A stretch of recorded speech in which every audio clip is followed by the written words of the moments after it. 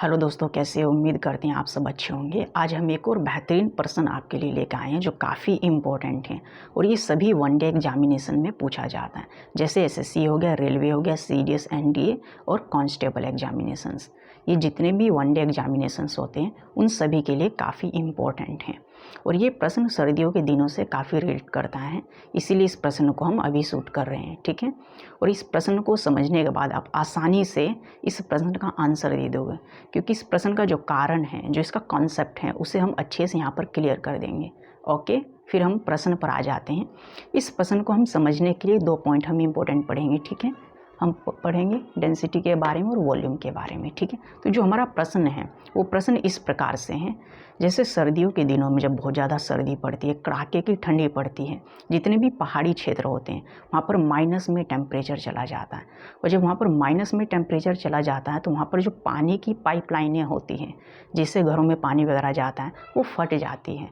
तो पूछा जाता है शीतकाल में या शीत ऋतु में पहाड़ी इलाकों में पानी की जो पाइपें होती हैं वो फट जाती है। वो क्यों फटती हैं, उसका क्या कारण होता है, उसी कारण के बारे में हमें पढ़ना है और इसको अच्छे से क्लियर करना, ताकि जब भी एग्ज़ाम में आए तो आप आराम से इसे क्लिक कर पाओ और आराम से इस क्वेश्चन का आंसर अच्छे से दे पाओ, बेझिझक, बिना घबराए। ओके, तो हम स्टार्ट करते हैं इस प्रश्न को। यहाँ पर लिखा हुआ अत्यधिक शीत ऋतु में पहाड़ों पर पानी की पाइपलाइनें फट जाती। देखो, अत्यधिक शीत ऋतु का मतलब जब बहुत ज़्यादा ठंड पड़ता है, जब कड़ाके की ठंड पड़ती है, जब टेम्परेचर माइनस में चला जाता है, तो उस समय क्या होता है, पानी बर्फ़ बन जाता है और बर्फ़ बन के पानी फैलने लगता है। मतलब पानी जम जाता है, जमेगा तो पानी फैलेगा, ठीक है। और पानी के फैलने से क्या क्या इफेक्ट होगा, उसी के बारे में हमें पढ़ना है, ठीक है। तो शीत ऋतु का मतलब होता है बहुत ज़्यादा सर्दी, ठीक है। इस चीज़ को हमें समझने के लिए, ठीक है, यहाँ पर ऑप्शंस आपके दिए गए हैं ABCD, ठीक है। 4 ऑप्शन हैं, कौन सा आंसर होगा, ठीक है। ये अपने आप अभी आप क्लिक कर दोगे, ठीक है। उम्मीद करते हैं कि आप ज़रूर इस वीडियो में लास्ट तक बने रहें और बने रहोगे तभी इस कॉन्सेप्ट को अच्छे से हम आपको क्लियर कर पाएंगे, ठीक है। आधा अधूरा देखोगे तो ये आपके समझ में नहीं आएगा। ओके, हम यहाँ पर 2 इम्पोर्टेंट पॉइंट पढ़ेंगे, घनत्व और आयतन के बारे में, क्योंकि 2 पॉइंट हैं। अभी हम इसे एक्सप्लेन करेंगे, दोनों पॉइंट के बारे में आएगा। तो हमें घनत्व पता होना चाहिए, डेंसिटी क्या होता है, और वॉल्यूम पता होना चाहिए, वॉल्यूम क्या होता है। फिर हम डेंसिटी और वॉल्यूम के अंदर रिलेशन पढ़ेंगे कि घनत्व और आयतन में क्या रिलेशन होता है, इन दोनों के बीच में आपस में क्या संबंध होता है, उसे हमें समझना है, ठीक है। अगर हम घनत्व के बारे में बात करते हैं, ठीक है, यहाँ पर हम इसका एग्जाम्पल ले लेते हैं डेंसिटी का, ठीक है। एक ही पदार्थ ले लेते हैं, ओके, और एक पदार्थ ही ये हो जाएगा, ठीक है। हमारे पास 2 मटेरियल हैं। तो घनत्व का मतलब होता है चीज़ों का पास पास होना। कोई भी वस्तु है वो जिस मटेरियल से बनी हुई है, जिस पदार्थ से बनी हुई, या जिस कोई भी वस्तु है जिस मटेरियल से, जिस पदार्थ से, उसके अंदर जो भी कण होते हैं, ठीक है, वे पास पास से या दूर दूर हैं, ठीक है। तो घनत्व का मतलब वस्तुओं का पास पास होना, या वस्तु कितनी दूर दूर है। अगर बहुत पास पास है वस्तु, कोई भी वस्तु जिस मटेरियल से बनी है उसके अंदर के कण अगर बहुत पास पास है तो कहेंगे वस्तु डेंस है, और अंदर के कण बहुत दूर दूर है तो कहेंगे कि वो कम डेंस है, उसका घनत्व कम है, ठीक है। जैसे इसके अंदर हम कुछ कण बना लेते हैं। जैसे कोई वस्तु है, ठीक है, इसके अंदर के जो कण है ये कणों से मिलकर बना है। इसके अंदर बहुत सारे कण होंगे, अणु या परमाणु होंगे, ठीक है, कणों से मिलकर बना है, ठीक है। एक ये वस्तु है, ठीक है, इसके अंदर इस टाइप से कण है, ठीक है, ऐसे है, ठीक है। तो यहाँ पर अगर देखेंगे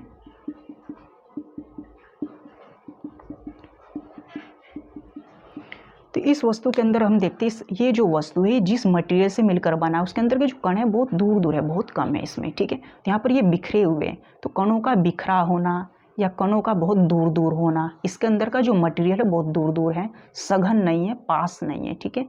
कण पास पास नहीं है, दूर दूर है, ठीक है। और यहाँ पर हम क्या देख रहे हैं, इसके अंदर बहुत सारे कण हैं, यहाँ पर बहुत ज़्यादा भीड़ भाड़ है, तो बहुत सारे कण हैं, तो ये कण बहुत ज़्यादा पास पास भी हैं, ठीक है। तो बहुत सारे जब कण पास पास होंगे तो कहेंगे ज़्यादा डेंस है, यहाँ तो ज़्यादा भीड़ भाड़ हो रही है, ज़्यादा डेंस है, और ये कम डेंस है। तो डेंसिटी का मतलब चीज़ों का पास पास होना, कणों का पास पास होना। कोई भी वस्तु है, कोई भी पदार्थ है, वो जिस मटेरियल से मिलकर बनी है, जिस कणों से मिलकर बनी है, वो कण कितने पास पास है। यहाँ पर देखेंगे बहुत पास पास है और यहाँ पर दूर दूर है, ठीक है। तो जब बहुत पास पास है तो कहेंगे ज़्यादा डेंस है और ये कम डेंस है, ठीक है। अब आसानी से आप समझ चुके हो, इसकी जो डेंसिटी है वो क्या है, ज़्यादा है। किसके अकॉर्डिंग, इसके अकॉर्डिंग, और इसकी डेंसिटी कम है। तो डेंसिटी का मतलब होता है चीज़ों का पास पास होना, ठीक है। कोई भी वस्तु अगर वो ज़्यादा डेंस है, उसकी डेंसिटी ज़्यादा है, तो हम कहेंगे उसके अंदर का जो मटेरियल बहुत पास पास है, बहुत ही कम है, ठीक है। मतलब बहुत पास पास है, बहुत कम दूरी पर है, उनके बीच में गैप बहुत कम है और बहुत क्राउड है। जब चीज़ें बहुत पास पास होती है तो कहेंगे डेंस है। उसके अंदर के जो मटेरियल है, कण है, वो बहुत दूर दूर है तो कहेंगे कम डेंसिटी है। तो इसकी डेंसिटी ज़्यादा होगी, इसकी डेंसिटी कम होगी। तो डेंसिटी के बारे में आप समझ चुके हैं। डेंसिटी होता क्या है, डेंसिटी का मतलब एक सिंपल लाइन में चीज़ों का पास पास होना, कणों का पास पास होना। जब चीज़ें और कण बहुत पास पास होंगे तो हम कहेंगे ये ज़्यादा डेंस है, ज़्यादा सघन है। और जब कण दूर दूर होंगे तो हम कहेंगे कम डेंस है, कम सघन है, ठीक है। तो डेंसिटी आप अच्छे से समझ चुके होंगे, इसे हमने काफ़ी एक्सप्लेन कर दिया है, ठीक है। इतना काफ़ी आपके लिए। अब हम आयतन के बारे में पढ़ते हैं, ठीक है। आयतन को हम वॉल्यूम बोलते हैं, ठीक है। यहाँ पर V फॉर वॉल्यूम एंड आयतन हो जाएगा, ठीक है। तो आयतन का मतलब क्या होता है, आयतन जैसे हम सुनते हो तो आप इसका एक फॉर्मूला होता है, लेंथ ब्रेथ हाइट वाला होता है ना, ठीक है। लंबाई चौड़ाई गुना ऊंचाई वाला होता है, ठीक है। तो आयतन का मतलब सिंपल, अगर हम देखें एक सिंपल लैंग्वेज में, सिंपल भाषा में, आयतन का मतलब होता है कोई भी वस्तु वो कितना जगह घेर रही है। किसी भी वस्तु को अगर हम कहीं रखते हैं तो थोड़ा बहुत जगह घेरती है, तो जितना भी जगह घेरती है ना, वही उसका वॉल्यूम होता है, ठीक है। जैसे इसका एक भी एग्जाम्पल हम यहाँ पर ले लेते हैं वॉल्यूम का, ठीक है। मान लेते हैं कि ये वस्तु है, हमने यहाँ पर रखा, ठीक है।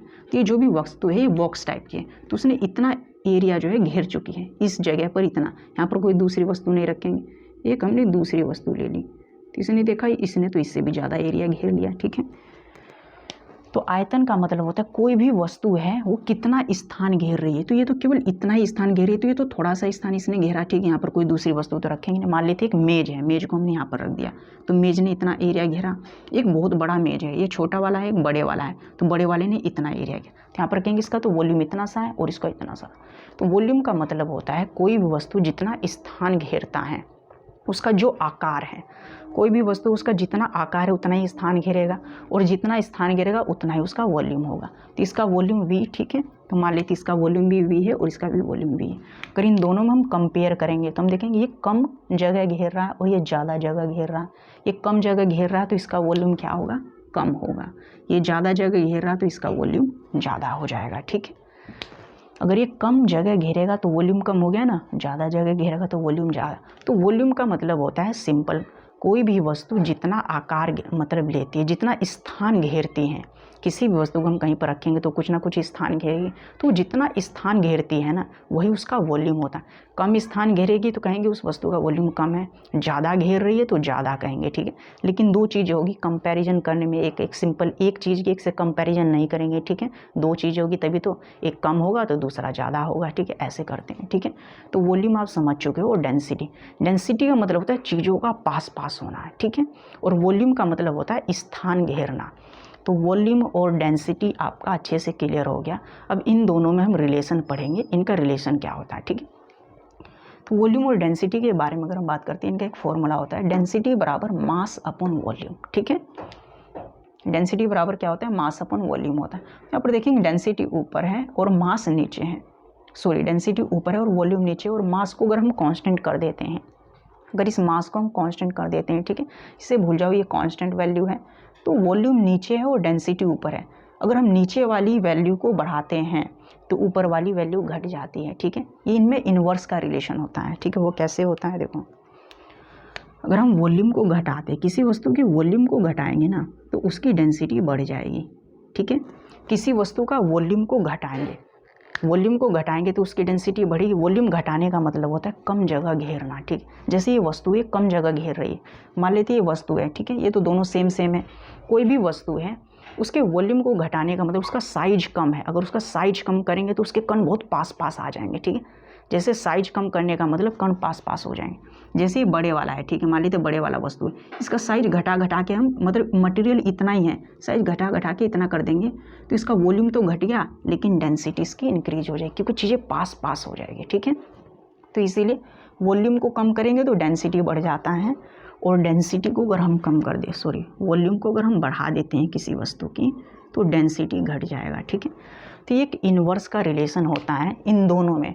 अगर वॉल्यूम घटेगा तो डेंसिटी बढ़ेगा, ठीक है, याद रखना है। वॉल्यूम घटेगा डेंसिटी बढ़ेगा, वॉल्यूम को बढ़ाएंगे तो डेंसिटी घट जाएगा, ठीक है। इसे और क्लियर करते एक छोटा सा एग्जाम्पल ले लेते हैं। हम मान लेते हैं हमें डेंसिटी निकालना है, ठीक है। डेंसिटी निकालना है तो ऊपर हम 100 ले लेते हैं। तो मान लेते किसी वस्तु का मास 100 है, ठीक है, उसे हमने 2 से डिवाइड किया, ये समझना वॉल्यूम है, ठीक है। नीचे वालों को हम 2 से डिवाइड करते हैं, ठीक है। फिर हम 100 को 3 से डिवाइड करते हैं, और फिर हम 100 को 4 से डिवाइड करते हैं। तो देखो 100 तो फिक्स है ऊपर, ये चेंज नहीं हो रहा। वैल्यू कौन सी हम चेंज कर रहे हैं, ये नीचे वाली 2 को चेंज किया हमने, 3 चेंज कर दिया, 4 कर दिया। तो पहले हमने 2 किया, फिर उसे बढ़ा के 3 किया, और 3 को बढ़ा के हमने 4 कर दिया है, ठीक है। ये आप देख रहे हो, 2 हमने किया है, फिर 3, फिर 4। अगर हम 100 को 2 से डिवाइड करेंगे तो क्या आएगा आपका 50 आ जाएगा, ठीक है। तो यहाँ पर हमारा डी कितना निकल के आएगा 50, ठीक है। अगर हम 100 को 3 से तो 33 पॉइंट समथिंग आएगा, और 4 से तो 25 हो जाएगा, ठीक है। तो यहाँ पर आप देख रहे हो जैसे जैसे नीचे वाली वैल्यू, यहाँ पर 2 है, 3 है, 4 है, जब हम नीचे वाली वैल्यू को बढ़ा रहे हैं तो पहले नीचे वाली वैल्यू जब 2 थी तो ऊपर वाली वैल्यू क्या आई थी 50 आई थी, डेंसिटी 50 थी। जब हमने 3 कर दिया डेंसिटी 33 हो गया, देखो घट गया ना। हमने 4 कर दिया तो डेंसिटी 25 हो गया। इससे आपको क्लियर हो चुका है, अगर नीचे वाली वैल्यू को हम घटाते हैं ना तो ऊपर वाली वैल्यू क्या हो जाती है, नीचे को छोटा करेंगे तो ऊपर वाली बढ़ेगी। देखो घटा रहे हैं तो बढ़ रहा है, और नीचे वाले को अगर बढ़ाओगे ना तो ऊपर वाला घटेगा। अब देखो नीचे से ऊपर की तरफ चलो, हम नीचे वाली वैल्यू को क्या करते हैं, ठीक है। अगर हम नीचे वाली वैल्यू को अगर हम बढ़ाने लगे, ठीक है, तो देखो नीचे से हम बढ़ा रहे हैं तो ये क्या हो रहा है, घट रहा है। अगर हम घटाएंगे, ठीक है, तो 4 हो गया, 3 हो गया, 2 हो गया। देखो हम कम करेंगे, जब नीचे वाली वैल्यू 4 थी तो 25, कम किया तो बढ़ गया, इसे और कम किया तो और बढ़ गया, ठीक। मतलब वॉल्यूम को घटाएंगे तो डेंसिटी बढ़ेगा, और वॉल्यूम को बढ़ाएंगे तो डेंसिटी घटेगा। तो ये बात आपके क्लियर हो चुकी है, क्योंकि डेंसिटी और वॉल्यूम जो होता है इन्वर्सली प्रोपोर्शनल होता है। वॉल्यूम बढ़ रहा है तो पूछेगा भाई डेंसिटी क्या है, घट रहा है। वॉल्यूम घटा तो डेंसिटी बढ़ा, ठीक है। अगर हम बात करते किसी एक पॉइंट पर किसी वस्तु का वॉल्यूम मैक्सिमम है, किसी टेम्परेचर पर, कोई एक फिक्स टेम्परेचर है, मान लेते 4 डिग्री सेल्सियस है, एक फिक्स टेम्परेचर है, इस पर किसी वस्तु का जो वॉल्यूम है वो मिनिमम होता है, बहुत कम होता है। तो यहाँ पर डेंसिटी क्या होगा, अगर आपको पता है वॉल्यूम मिनिमम है तो वॉल्यूम से आप बता दोगे इसी का अपोजिट कर दो, डेंसिटी मैक्सिमम होगा, ठीक है। अगर किसी पॉइंट पर 4 डिग्री सेल्सियस पर वॉल्यूम मिनिमम है तो उसी पॉइंट पर जो डेंसिटी है वो मैक्सिमम होगा, ठीक है। तो घनत्व के बारे में, हम वॉल्यूम के बारे में पढ़ चुके हैं, इनकी डेफिनेशन अच्छे से क्लियर हो चुका है, और इनके बीच में रिलेशन क्या होता है वो भी आप समझ चुके हैं, ठीक है। अब हम मेन कॉन्सेप्ट पर आते हैं, जो इस क्वेश्चन का कॉन्सेप्ट है, ठीक है। एबनॉर्मल बिहेवियर ऑफ वाटर, ठीक है।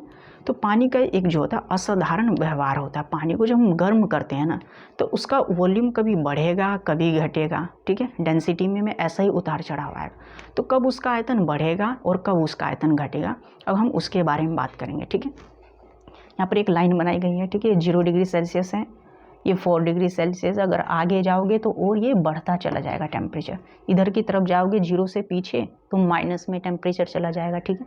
क्योंकि 0 से नीचे जो माइनस चलता है, ठीक है, और इसके बाद सारा प्लस हो जाएगा।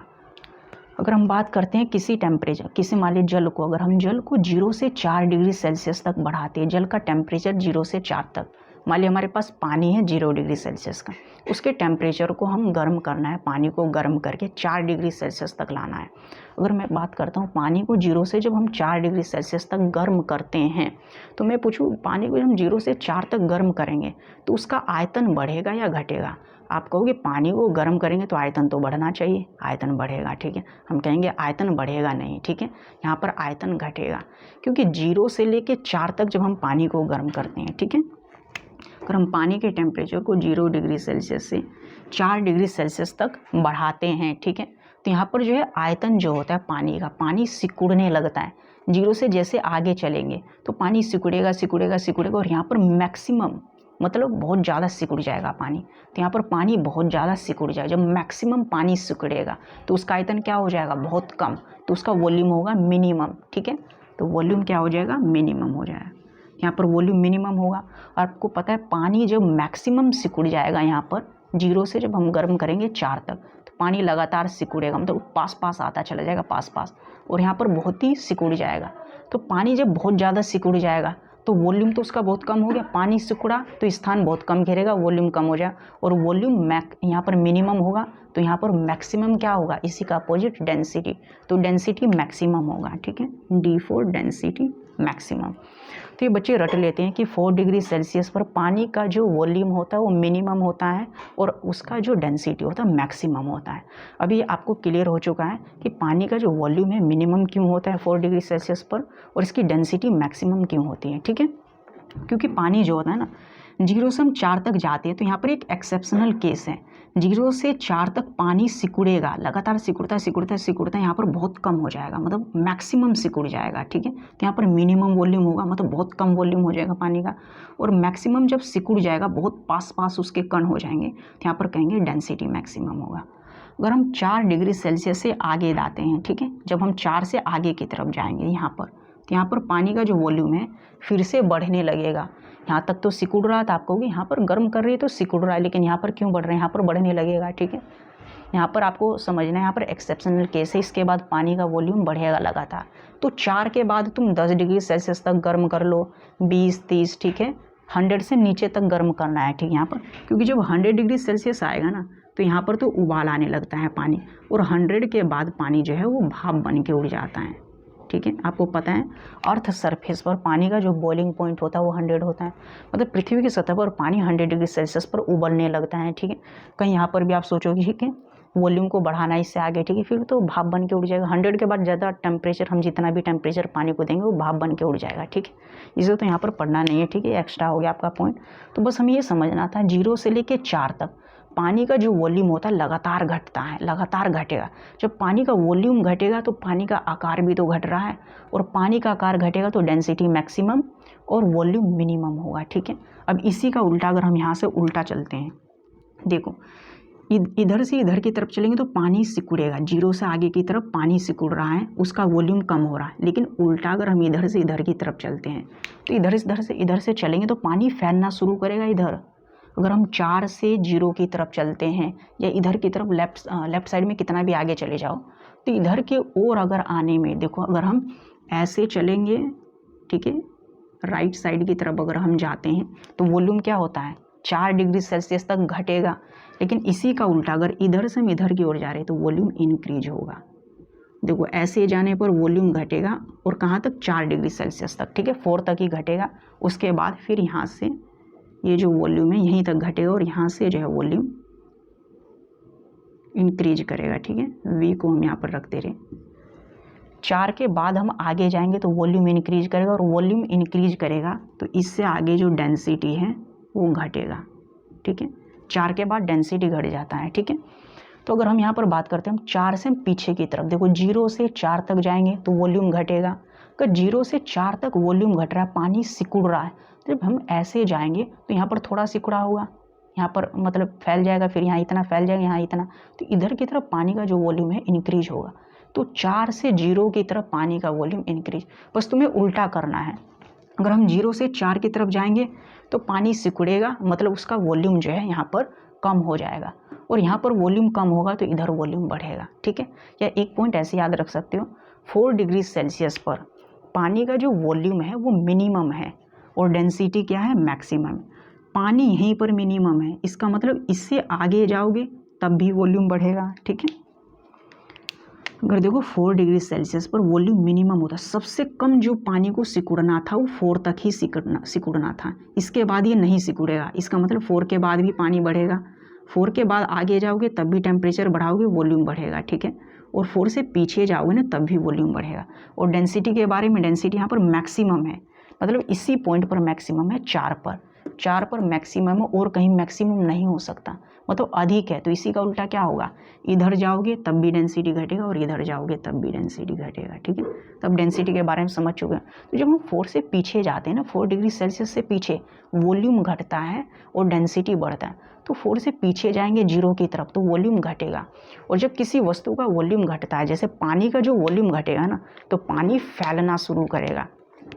जैसे पानी को जब हम जमाते हैं ना, फ्रिज में जब हम पानी को जमाते हैं, जो फ्रिज में एक बोतल रखते हैं, पानी की बोतल रख दो, जब वो पूरी तरीके से जम जाती है ना, आप देखना बोतल बहुत टाइट हो जाएगी और उसके दीवार पर, सतह पर, बोतल की बाहरी दीवार जो होता है उसमें बहुत ज़्यादा प्रेशर होता है, पत्थर की तरह हो जाता है और बहुत ज़्यादा जमने की वजह से पानी के ऊपर की जो बोतल की डट्टक होती है वो भी टूट जाती है। वो क्यों टूटती है? क्योंकि पानी जो है जमने पर फैलता है।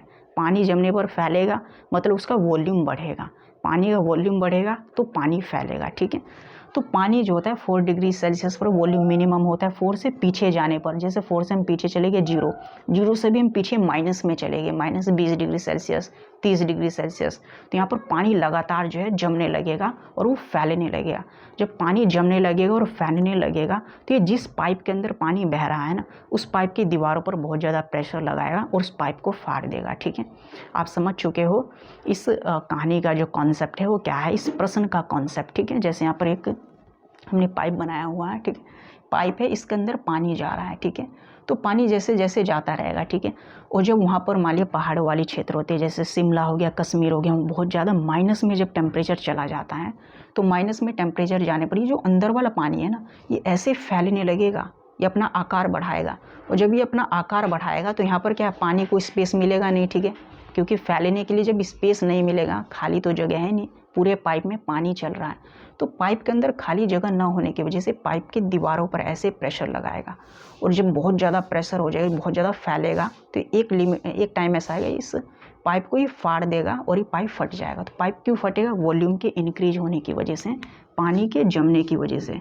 तो हम कहेंगे पानी जो है वो जमने पर फैलता है। पानी का नेचर क्या होता है? पानी जमने पर फैलता है, और जो जमेगा तो पानी फैलेगा और पाइप को फाड़ देगा। ठीक है, तो उम्मीद करते हैं सेशन आपके लिए काफ़ी इंपॉर्टेंट और ये चीज़ों को आप अच्छे से समझ चुके हो। बस आपको एक ही पॉइंट यहाँ पर याद रखना, 4 डिग्री सेल्सियस। 4 डिग्री सेल्सियस पर पानी का जो वॉल्यूम है वो मिनिमम होता है, सबसे कम। इसका मतलब यहाँ पर सबसे कम है, इससे इधर जाओगे तब भी मतलब बढ़ेगा और इधर जाओगे तब भी। कम का मतलब यहीं है, कम का मतलब इधर जाओगे तो कहीं कभी कम नहीं होने का ना, इधर कम होने। कम का मतलब यहीं कम है, आगे जाओगे तब भी बढ़ेगा और इधर जाओगे तब भी बढ़ेगा। ठीक है, और डेंसिटी यहाँ पर मैक्सिमम होती है, मतलब अधिक यहीं पर है, इधर जाओगे तो घटेगा, इधर जाओगे तो बढ़ेगा। तो 4 डिग्री सेल्सियस से अगर पानी का टेम्परेचर कम है, हम कम करते जाएंगे माइनस में, तो पानी जमने लगे और जमने के दौरान पानी का आयतन बढ़ जाता है, और जब पानी का आयतन बढ़ेगा तो पानी का आकार बढ़ेगा, और पानी का आकार बढ़ेगा तो ये जिस पाइपलाइन में चल रहा है उस पाइप को फाड़ देगा। ठीक है, तो ये प्रश्न यही है, जब भी ये ठंडे प्रदेशों में क्या होता है, जो पाइपलाइनें होती है वो फटती है ना, वो इसी वजह से फट जाती हैं। ठीक है, तो ये प्रश्न आपके अच्छे से क्लियर हो चुका हो, काफ़ी एक्सप्लेन कर दिया है। ठीक है, अब कोई दिक्कत आने वाली नहीं है। ठीक है, और इस प्रश्न का क्या आंसर है आप समझ चुके हो। अब हम इसके ऑप्शन के बारे में आ जाते हैं। ठीक है, ऑप्शन नंबर फर्स्ट में लिखा है पाइप ठंड से सिकुड़ जाता है। देखो क्या लिख रहा है, पाइप जो है वो ठंड से सिकुड़ जाता है। चलो मान लेते भाई पाइप ठंड से सिकुड़ता है, लेकिन यहाँ पर लिखा हुआ अत्यधिक शीत ऋतु में पहाड़ों पर पानी की पाइपलाइनें फट जाती है। ये कह रहा है पाइपलाइनें फट जाती है। भाई पाइप जब सिकुड़ेगा मतलब ऐसे पाइप का आकार कम हो जाए तो फटेगा कैसे? तो ऑप्शन के अपोजिट। ये तो कोई भी ये बकवास ऑप्शन है, ऐसे ही ठीक है, तो कोई भी कहेगा गलत है, तो ऑप्शन के अपोजिट। पाइप में पानी जमने पर सिकुड़ जाता है कि पानी जमने पर, तभी तो पढ़ा है, पानी जमने पर सिकुड़ता नहीं, फैलता है, और पानी फैलेगा जब भी तो पाइप फटेगा। तो जमने पर सिकुड़ जाता है, ये भी गलत बताया। अगर पानी वैसे भी देखो जमने पर सिकुड़ेगा तो पाइप तो फटेगा ही नहीं, ये सिंपल सी बात है। ठीक है, तो ये भी आपका गलत हो गया। ठीक है, ऑप्शन नंबर सी, पाइप में पानी जमने पर फैल जाता है। ठीक है, ये कह रहा है पाइप के अंदर जो पानी है ना वो जमने पर फैलेगा। देखो जैसे पाइप के अंदर क्या है, ये वाटर चल रहा है, ये जमेगा तो ये फैलेगा ऐसे। ठीक है, जमेगा तो ये कैसे, ऐसे ही फैलेगा, और जब ये पानी फैलेगा तो पाइप को फाड़ देगा और पाइप आपका फट जाएगा।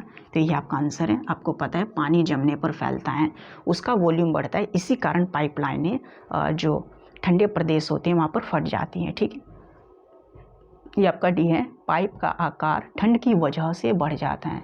अब ये कह रहा है अजीब सही है, पाइप का आकार बढ़ जाता है। ठीक है, पाइप का आकार क्यों बढ़ेगा भाई? ठंड की वजह से, तो ऑलरेडी गलत है, आपका ऊपर वाला आंसर आ चुका है, क्योंकि ठंड में तो हर चीज़ सिकुड़ जाती है, तो ये तो आकार बढ़ने की बात कर रहा है। ठीक है, तो ये आपके प्रश्न आपका अच्छे से क्लियर हो चुका है, इसमें कोई भी डाउट नहीं बचा हुआ है। ठीक है, इसका सबसे अच्छा जो निचोड़ था कि एक लाइन में हम कहते हैं कि पानी जब जमता है ना उसका वॉल्यूम बढ़ने लगता है। याद करना है, 4 डिग्री सेल्सियस पर पानी का वॉल्यूम मिनिमम और डेंसिटी मैक्सिमम होता है, और पानी जो है 4 से नीचे जब जाता है ना वो जमना शुरू कर देता है, मतलब जैसे पानी जमेगा उसका वॉल्यूम बढ़ेगा, और वॉल्यूम बढ़ेगा तो पाइपलाइन को फाड़ देगा। ठीक है, यही आपका कॉन्सेप्ट है।